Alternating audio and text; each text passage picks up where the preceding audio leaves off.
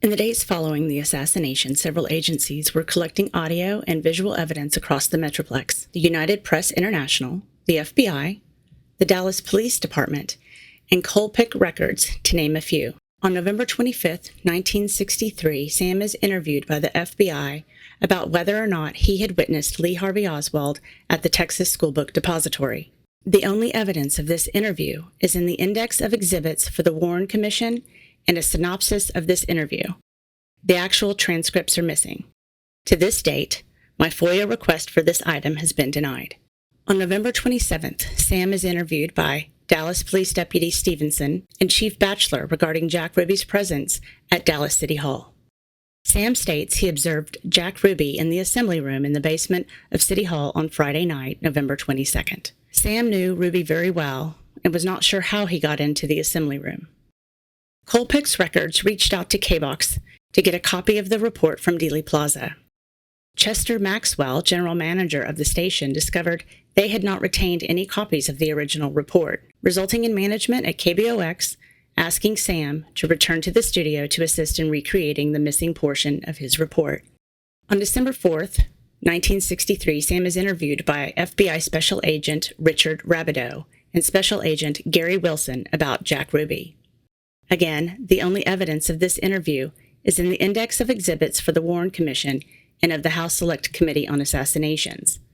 To this date, my FOIA request for this item has been denied. In early 1964, Colpix Records released the album 4 Days That Shocked the World. This album is a collection of news reports from the events of November 22, 1963, and the 3 days that followed. On this album, Sam is credited as Sam Pate of KBOX. This has never been corrected by Colpix, Columbia Records, or subsequently Sony Records. On March 5th, Sam is subpoenaed to testify at the trial of Jack Ruby. He would later testify on the 12th of March on behalf of the defendant, Jack Ruby.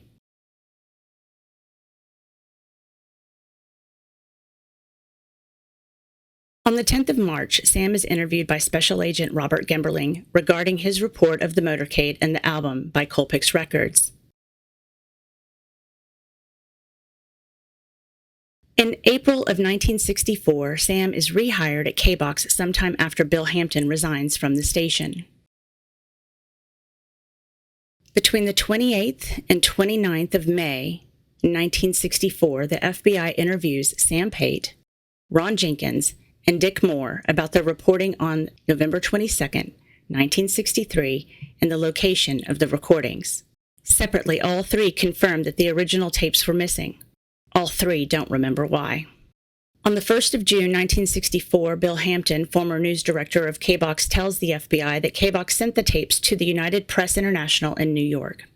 In the summer of 1964, the Warren Commission independently submitted a recording of news report from Dallas for analysis to Dr. Lawrence Kirsta of Bell Telephone Acoustics and Speech Research Laboratory. Dr. Kirsta reported to the Commission on July 17, 1964, regarding his findings. 3 spectrograms were made of key 8-second portions of the tape. Dr. Kirsta did not indicate that he had found evidence of shots fired. As it turns out, Dr. Kirsta had been given a sample of the recording by Colpix Records. On September 24, 1964, the Warren Commission released its report. No acknowledgement as to any acoustic testing is included. The only mention of the recording by the Warren Commission is in their exhibits. My FOIA request for access to this item has also been denied. It should be noted that no one ever bothered to tell Dr. Kirsta he was testing a recreation of the original report. In a conversation with Karl King, he explains what he believes happened in regards to the original report. I was on the news desk at KBOX when Sam came on the two-way and excitedly stated shots had been fired at the motorcade. I got on the air to introduce Sam with his report. It appears as though something has happened in the motorcade route. Something, I repeat, has happened in the motorcade route. I started the newsroom tape. Then, as I was stringing up the reel for UPI, I called the Dallas UPI Bureau to report the story. Then, I called UPI Audio Service in New York and gave them the report of the event. I laid the telephone down on top of the console, thereby feeding New York everything that came across KBOX's audio news reports. This explains why Colpix had everything except the initial report by myself and Sam Pate. To the best of my recollection, there is no difference between Sam's original report and the recreation made for Colpix Records.